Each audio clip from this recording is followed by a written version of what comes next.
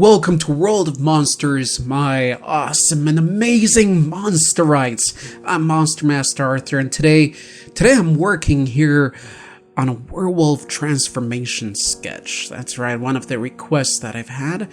And yes, a Werewolf Transformation sketch. And what one of the requests stated, what they proposed is that I show the transition, maybe a few different looks at it, into it.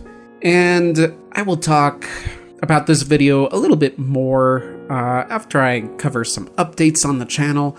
But let me just tell you guys that this sketch it's sort of showing what not to do. So anyway, as far as updates on the channel, some exciting stuff coming up, particularly for me, as I hope for you guys too. I don't know how subtle the changes will be. I hope they will be significant enough, but I will be upgrading certain angles of...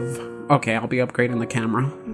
Yep, so I'm very excited about that. I'll be upgrading that soon, and yeah, it's about time, and I'm just excited, and we're going through some changes in life here, just to move, so nothing major, but definitely excited about that. Also, I've been contemplating some stuff. As you guys know, you've probably heard, if you're on YouTube a lot, YouTube revenue or whatever going down. That's not an issue for this channel. It hasn't been. For one, we're small, and two, we're overall quite family friendly, and I plan to keep it so. We may get controversial, which is not a good thing, possibly in the future, but so far so good. But I've also been thinking about other things that I can work on this channel, and one of them is sort of figuring out a way to give back to you guys if I take. So I do make some money out of this channel, and obviously it's not much at this point, but this channel is my life, and I would be doing it no matter what. It just depends how much time I have to give it. So the more it can support me, obviously, the more I can put into it.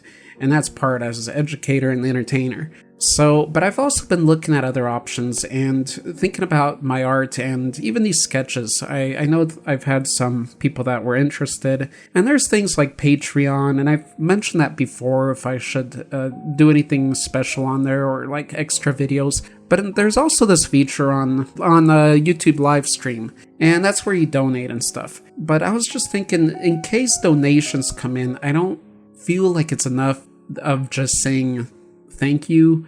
And, you know, because a lot of people, like, you can say thank you and you can shout them out, but a lot of them don't even have channels. They just want to help you out.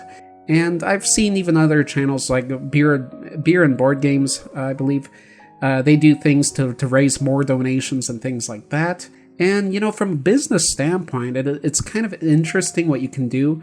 I always thought that once that hits YouTube live streams, that YouTubers are just going to be getting drunk, you know, taking shots for every donation they get. Something wild like that.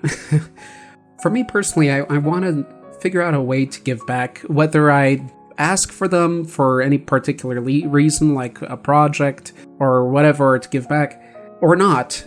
If I just get a donation just randomly, I want to put that person into some kind of a draw, like a draw for like a contest draw, or just a draw to allow them to choose artwork or something that they can get in return. And again, not probably in videos while not asking or not even bringing up this feature during a live stream. That's just something people would find out if they do indeed donate out of the goodness of their heart just to help out the channel. And anyway, so I'm not asking for anything except for your feedback on such an idea. What do you think? What kind of ways can it be played? And yeah, how we can give back to the wonderful viewers that we have. So back to the sketch at hand. I said this is a sketch of how not to sketch. And I said that because now looking back at it, it's not so bad, but I wasn't very fond of it. Actually, the last two sketches I wasn't too fond of, and one reason applies to both, and it's that I put too much into them. A sketch for example, so this one I started out, I had sort of a plan, but not really. And that's problem number one. If you're working on artwork, you want to plan it out. You want to really line it out very lightly and plan everything, measure everything out before you get too deep into it. Now, considering this is a sketch, that's not maybe that important, but even for this kind of sketch that I show here, I mean, it takes at least an hour, hour and a half. I mean, that's more than just a brief, simple sketch. So I would treat the appearance of this sketch here more like a thumbnail. You know, if you're creating concept art for something, for a game, for a movie, whatever you do, first you design a bunch of thumbnails. And that's really brief, tiny sketches of different ideas of the concept and how you want to present it. And you do maybe like 5, 10, 15 of them.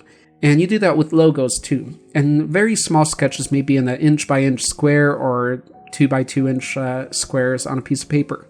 Then you present it to your director or to yourself or to friends, family, and they choose which one they think is the best. I would treat this one as sort of a thumbnail like that, because it's really not positioned very well and all that. And so what I did wrong as far as this kind of sketches is, again, that I didn't plan it. And so with that, I also put in a bit too much, more than I'd like to. And I sort of knew that's going to happen, but I just went ahead, and that's my mistake. So in the future, again, with this kind of sketch, with, for example, a werewolf transformation, I will be sure to zoom in more, as this paper limits your ability to do detail, as I've mentioned earlier in these series. And so I repeat that again, if I'm going to work on any kind of creature concept or movement, something complex like this, I mean, a transformation is a very complex thing to present. So if I'm going to do that again, I'm going to make sure to zoom in just on the torso, just on the face, something like that, very simple, that I don't get overboard and it can be presented without getting too detailed. Because with this, I have to get quite detailed to show people what it's presenting. If you looked at this and I didn't tell you what it is, hopefully you can figure it out. If there's even more detail and only this kind of paper and pencils to present it on, and the speed that I have to do it, then it wouldn't work out. And the whole point of a sketch is to do it quick and to present it well. So what not to do is a great example in this sketch, and what to do, well, maybe you can bring out something good out of this sketch as well. Let me know what you guys think. And as far as this werewolf depiction is concerned, I was aiming at the well-known, well, the well-loved Van Helsing Werewolf Transformation, but I was more interested in the original concept of it, where he tears at his skin and pulls it off, and it's really dramatic and powerful, and something that would not be presented in that movie in Van Helsing because of the audience they were trying to reach. This would be more of an age-restricted version, showing more bodily fluids, blood, and just overall pain, not bits of skin falling off like melted plastic. Thank you for watching the Sketch of the Week, only here at World of Monsters.